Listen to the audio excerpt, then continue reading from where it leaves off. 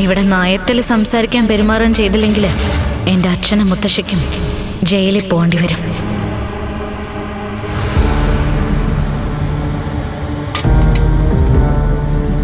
അമ്മേ,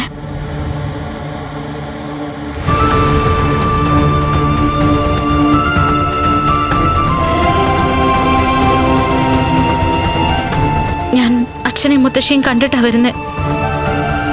അമ്മ വിചാരിച്ചാലേ രണ്ടാളെയും രക്ഷിക്കാൻ പറ്റുള്ളൂ. ഇല്ലെങ്കിൽ നാളെ കോടതിയിൽ ഹാജരാക്കും, പിന്നെ ജയിലിലേക്ക് പോകേണ്ടി വരും. ദേ, നീ എന്റെ മുഖത്തേക്കൊന്ന് സൂക്ഷിച്ചു നോക്കി. ഇത് പുറമേയുള്ള പാടുകളാ, ഉള്ളിലും ചതവുകൾ പറ്റിയിട്ടുണ്ട്. അതുപോലെയാ നെഞ്ചത്തും വയറ്റിലും ഒക്കെ ചവിട്ടിയത്. അയാള് കൊല്ലാൻ വേണ്ടിയിട്ടാ എന്നെ തല്ലി ചതച്ചത്.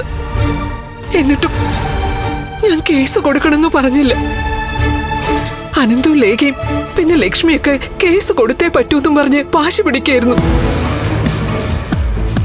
അച്ഛനും മുത്തശ്ശിയൊക്കെ എന്തെങ്കിലും ദേഷ്യം വന്നിട്ടായിരിക്കും പരിധി വിട്ട് പെരുമാറിയത്.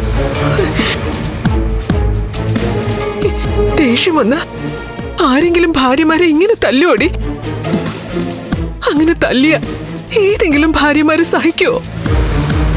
ഞാൻ അയാളെ കല്യാണം കഴിച്ചപ്പോ മുതല് അമ്മയുടെയും മോന്റെയും സകല കൊള്ളരുതായ്മകളും സഹിച്ചുകൊണ്ടിരിക്കുക. ഒരുപാട് തവണ അയാൾ എന്നെ തല്ലിയിട്ടുണ്ട്. എന്നാലും ഇതുപോലെ ഉണ്ടായിട്ടില്ല. എന്നെ മുറിക്കകത്താക്കിയിട്ട് നിന്റെ മുത്തശ്ശി കഥ കടച്ചു. എന്നിട്ട് തല്ലിക്കൊല്ലാൻ പറയായിരുന്നു. അങ്ങനെയുള്ളവരോട് ഞാൻ കനിവ് കാട്ടേണ്ട കാര്യമുണ്ടോ? അമ്മ, അയലത്തുകാരെല്ലാ സംഭവം അറിഞ്ഞു. അവരാ എന്നെ വിളിച്ച വിവരം പറഞ്ഞത്. അമ്മയെ തല്ലിയതിന് പകരം എന്റെ അച്ഛനെ തല്ലിക്കഴിഞ്ഞു.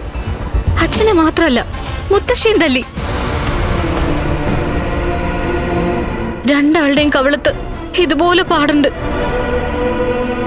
ചെയ്ത തെറ്റിന് അത്രയും ശിക്ഷ കൊടുത്താ പോരെ? ഇനി കോടതി കയറ്റണോ? ജയിലിലേക്ക് പറഞ്ഞു വിടണോ? അച്ഛനെയും മുത്തശ്ശിയും ജയിലിൽ പോയി കാണാൻ എനിക്ക് വയ്യ അമ്മ. ഞാൻ അവരോട് പറഞ്ഞു നോക്കാം. ലേഖ അനന്തവും വലിയ ദേഷ്യത്തില. അറിയാലോ, അനന്ത് വക്കീല. കേസ് വാദിക്കാൻ പോലും പൈസ കൊടുക്കേണ്ട കാര്യമില്ല. അവിടെയുണ്ടൊരു വക്കീല്, കണ്ണേട്ടൻ. ഞാൻ ഉണ്ണിയേട്ടനെ വിളിച്ചപ്പോ കണ്ണേട്ടനെയും കൊണ്ട് പോലീസ് സ്റ്റേഷനിലേക്ക് വരാന്നാ പറഞ്ഞത്. ഞാനൊന്ന് പറഞ്ഞു നോക്കാം. നീ പൊയ്ക്കോ. പക്ഷേ ഒരു കാര്യം, ഇനി മേലിൽ എന്റെ ദേഹത്ത് കൈവെക്കരുതെന്ന് നീ നിന്റെ അച്ഛനോടും മുത്തശ്ശിയോടും പറയണം.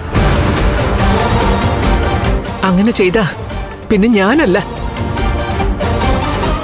എന്നെ സ്നേഹിക്കുന്നവർ അവർക്ക് മാപ്പ് കൊടുക്കില്ല. മോള് പൊയ്ക്കോ.